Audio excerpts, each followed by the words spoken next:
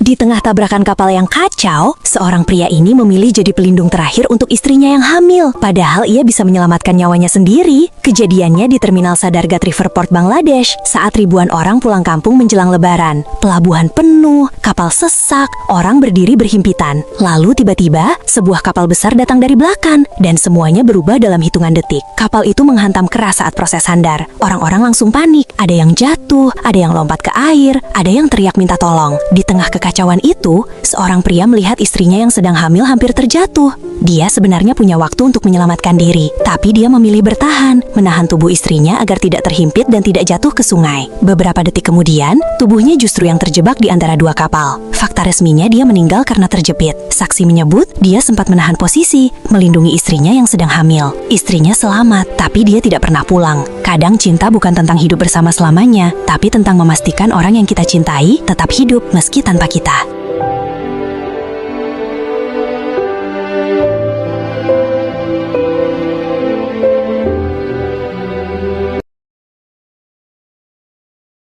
Meski tanpa kita.